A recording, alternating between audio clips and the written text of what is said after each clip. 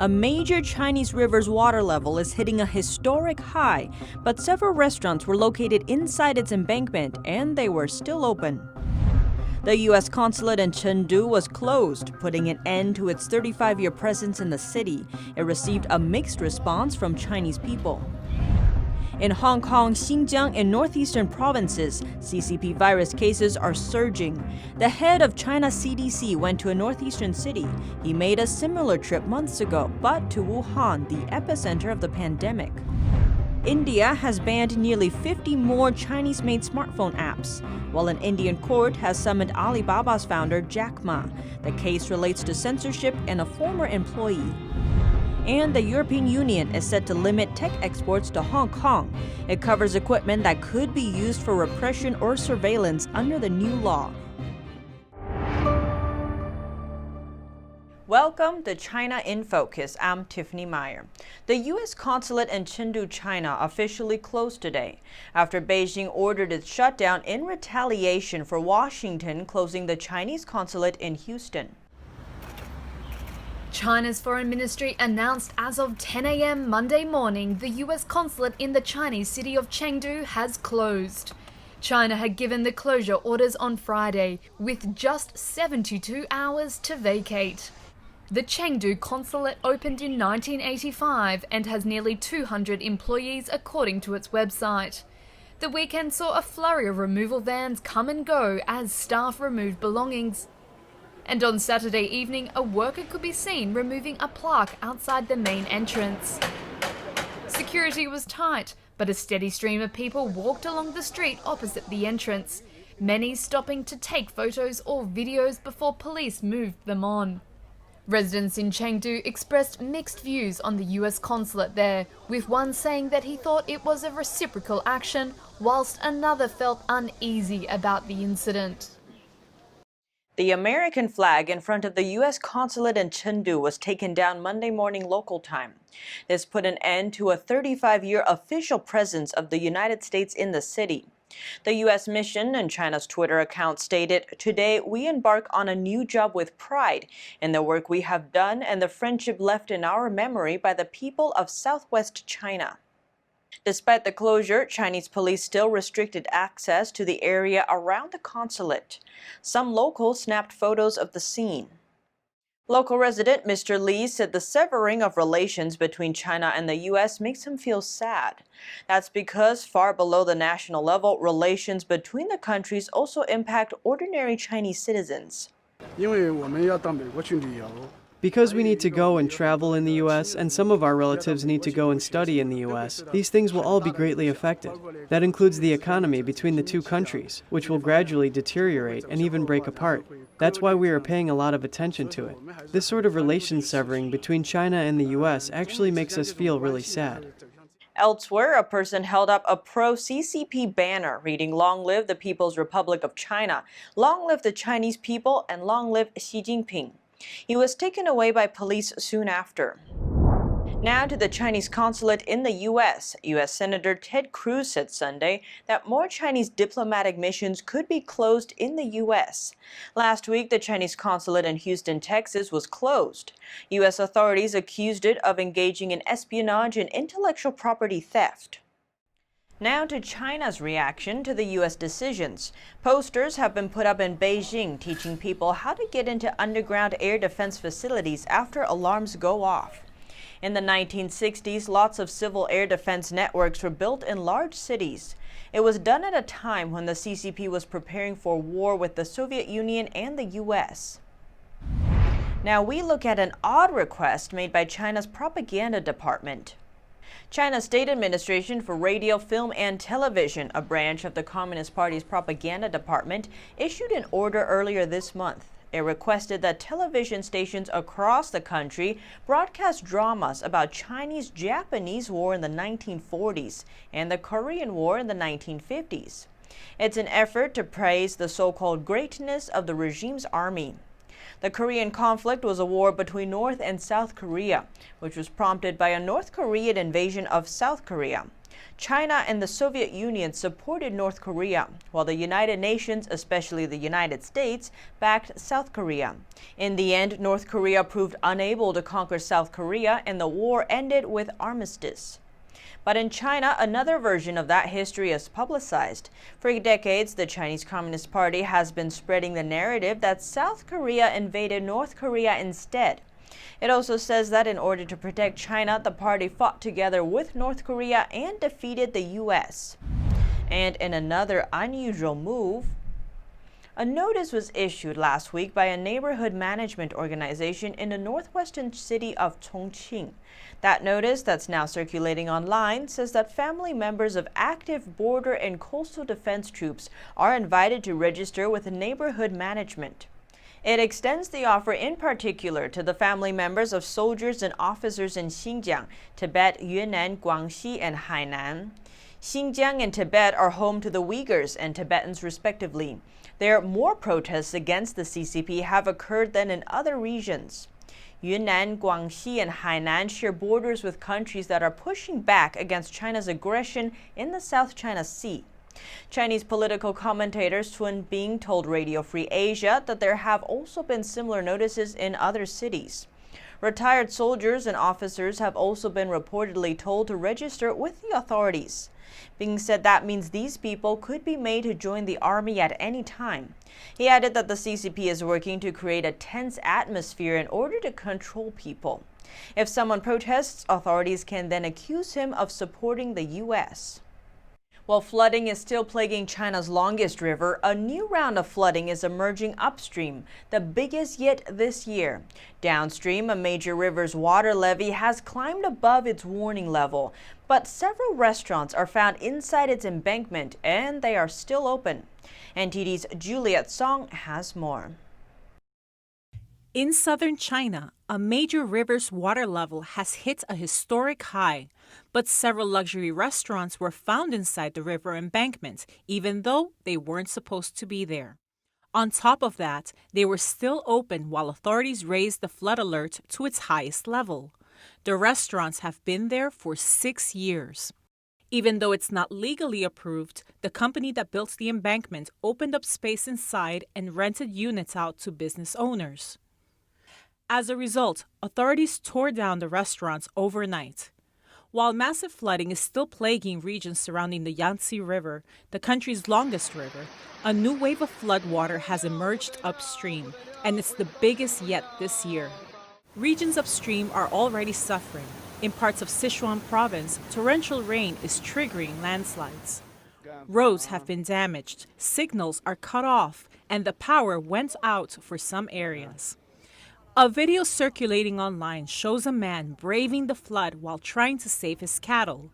Moments later, the strong current washed away a young calf as an older animal appeared to chase after it. In the end, all of them were washed away and the man came back empty-handed. Moving further downstream to a city hit particularly hard by the flooding.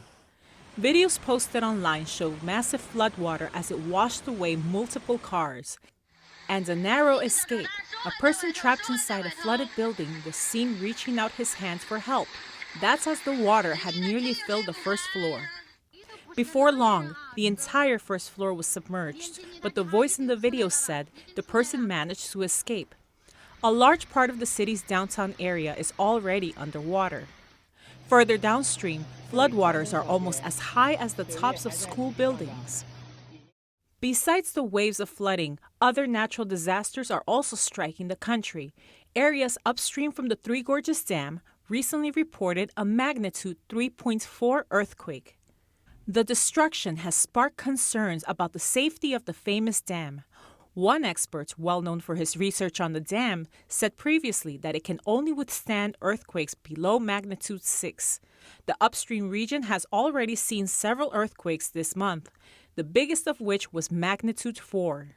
Juliet Song, NTD News. According to Chinese state-run media, the CCP-virus epidemic that re-emerged in the northeastern Chinese city of Dalian last week has expanded to 8 cities in 4 provinces. Ma Xiaowei, director of the National Health Commission, led a team to Dalian on Monday. He also went to Wuhan in February, the epicenter of the outbreak. In Dalian, about 100 passenger lines of trains have been suspended so far. People in Dalian have to get a negative test report before boarding a bus or train. Some videos show passengers waiting in a long line to take a virus test. In some areas, there are many people waiting, and little attention is given to social distancing. At the same time, the situation in Xinjiang and Hong Kong is worsening too. Xinjiang's capital, Urumqi, was put under lockdown last week, and the number of confirmed cases continues to rise. A makeshift hospital has also been built.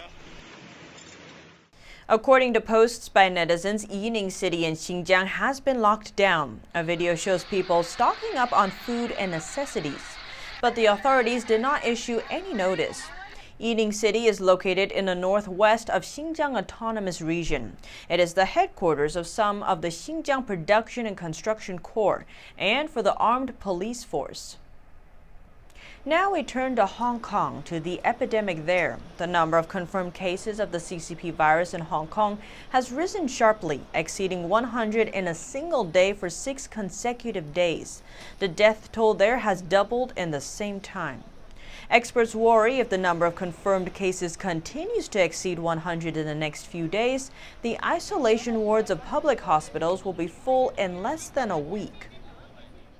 An Indian court has asked Chinese tech giant Alibaba and its co-founder Jack Ma to present evidence about its news operations. A former employee claimed he was unfairly dismissed for refusing to censor content carried by Alibaba apps. An Indian court has summoned Alibaba and its founder Jack Ma in a case in which a former employee in India says he was wrongfully fired after objecting to what he saw as censorship and fake news on company apps. The case comes just weeks after India cited security concerns in banning Alibaba's UC News, UC Browser and 57 other Chinese apps after a clash between the two countries' forces on their shared border.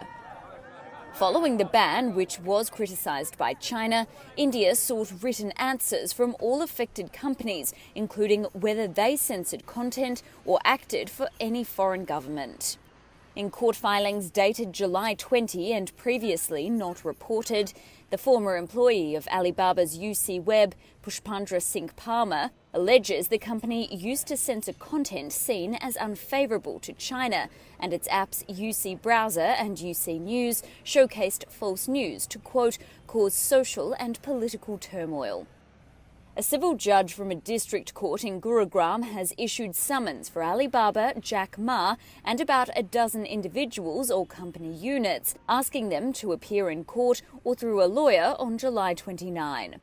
According to the summons, the judge has also sought written responses from the company and its executives within 30 days.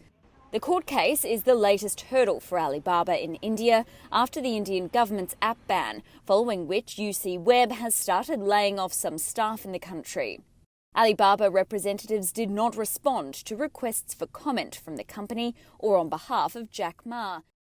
Now to India. According to several local media outlets, India has banned nearly 50 more Chinese-made smartphone apps. Most of them are clones and variants of the close to 60 apps banned last month. The newly banned apps include TikTok Lite, a lesser version of the popular video sharing app TikTok, as well as Hello Lite, Share It, Lite, and others. TikTok, Hello, and Share It were among the apps initially banned in the first group. The ban now also included popular Chinese messaging app WeChat and social media platform Weibo. Residents in several states, such as Utah and Washington, mysteriously received a delivery of seeds from China, and yet they hadn't actually ordered them. Officials are now urging people to report any unsolicited seeds because they might be harmful to American agriculture. U.S. residents reported receiving packets of seeds in the mail that they didn't order. Based on photos, the seeds appear to have been mailed in white pouches displaying Chinese lettering and the words China Post. Many agricultural officials are urging residents not to plant the seeds because the impact of them is unknown. They could be invasive, introduce diseases to local plants, or be harmful to livestock. Some of the packages were labeled to say they contained jewelry. Officials are asking for people to report all unsolicited seeds coming from China. A leading professor of plant pathology and environmental microbiology said the seeds may harbor plant pathogens or insects, which could affect similar crops grown in the U.S. for income and food or as food for animals. Seed introduction is tightly regulated. The Agricultural Department's Animal and Plant Health Inspection Service has strict rules for the importation of plants and seeds. Utah's Department of Agriculture and Food will likely team up with Customs and Border Protection to investigate. The Chinese embassy in Washington did not respond to a request for comment. Now we turn to the UK. Senior lawmakers are questioning a Chinese state firm's involvement in the construction of a UK nuclear plant. A deal was signed off in 2016 between the UK government and a French developer EDF to build a plant in southwest England. China General Nuclear, or CGN, took a nearly 40% stake, vowing to be a financial backer only. CGN is a state-owned company. However, the Sunday Telegraph reports CGN has more than 100 engineers and technical experts working on Hinkley. A former Conservative leader said it was obviously never just going to be a financial partnership. Nick Timothy, who tried unsuccessfully as Mrs. May's top advisor to block the Chinese deal, said, "If it is true that China has a significant operational role at Hinkley, then there are many questions that need to be answered." Following weeks of pressure, Germany for the first time threatened Beijing with consequences for cracking down on Hong Kong's freedoms. A German lawmaker of the ruling party explains why Germany's more cautious approach toward the CCP. NTD's Germany correspondent Christian Watson has more. The German parliament behind me is currently on summer break.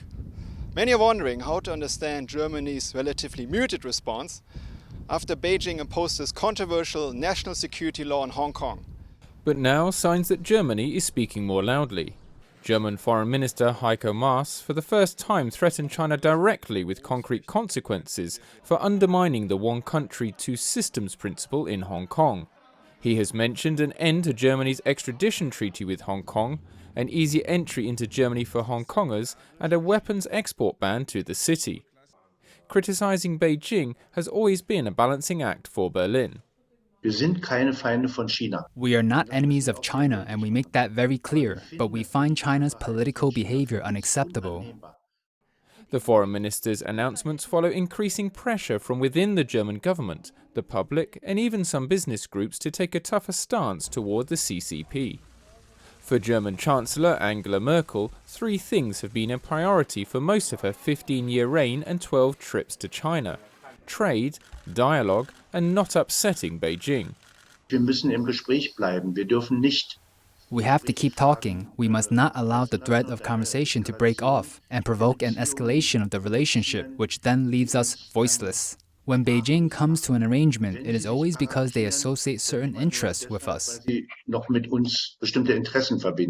So far, the engagement has borne fruits for Germany, at least in the economic arena. Since Merkel took office, German exports to China increased by 5 times to just under $110 billion, or about 3% of the GDP. For the German government, the motto has been change through trade. In her third year in office, Merkel met the Dalai Lama, but following anger from Beijing, she has gradually treaded more cautiously on human rights issues. At the beginning of Germany's 6-month presidency of the EU on July 1st, she stressed the value of fundamental rights. In the same speech at the European Parliament, she didn't mention Hong Kong a single time. Instead, she emphasized the need for open dialogue with China. We have gained nothing if we secure material prosperity in cooperation with China or other countries but lose our identity. Then we would really be the losers. Observers say Germany hardening its stance would significantly influence the EU's policy toward the CCP. Reporting by Christian Watchen, NTD News, Berlin. The European Union is set to limit tech exports to Hong Kong. It covers equipment that could be used for law enforcement in repression or surveillance. That's according to a draft document seen by Reuters. It's the first substantial action by the EU in response to the national security law Beijing imposed on the financial hub. The 27 EU member states expressed grave concern when Beijing implemented the law. On Friday, the EU agreed to a variety of sweeping sanctions, from trade restrictions to reviewing visa agreements with Hong Kong. The goal is to show political support for Hong Kong's autonomy. The EU's response thus far has been seen as milder than that of the UK or the US. Some point to China being the EU's second largest trading partner. The document is expected to enter into effect on Tuesday. In Eastern Europe, Estonia and other countries are starting to speak out against the Chinese Communist Party.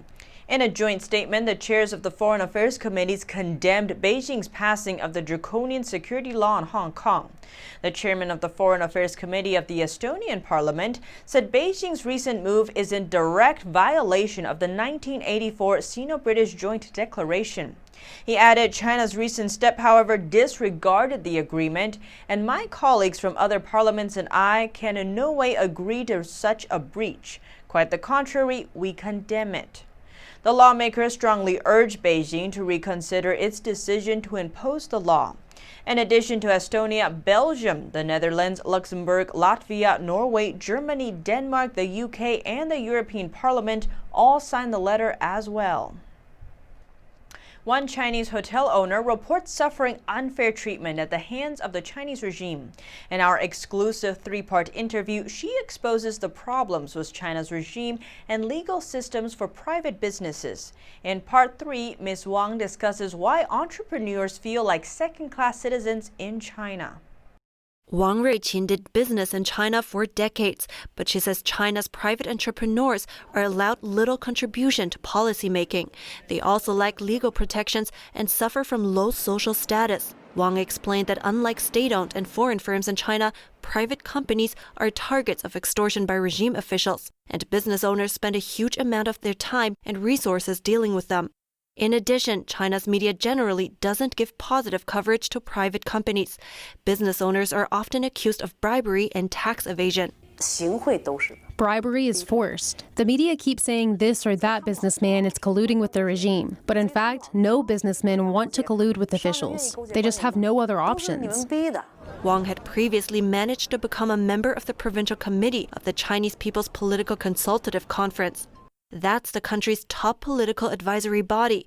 She said it was for security reasons. In China, anyone can be disappeared for political claims, but as a member of the committee, Beijing has to disqualify a person's title first before authorizing their arrest. That could give her a bit more time if she was in danger. Private companies are always in danger. Things can happen at any time. Business owners could be arrested, disappear, forced to go bankrupt, or face something else. There is no safety. One of the biggest benefits of this political title is that there is such a process that I can win a little bit of time to do something, to be prepared. Wang says the ruling Communist Party in China fundamentally perceives private enterprises as a threat to its power. That's because the party doesn't have direct control over them.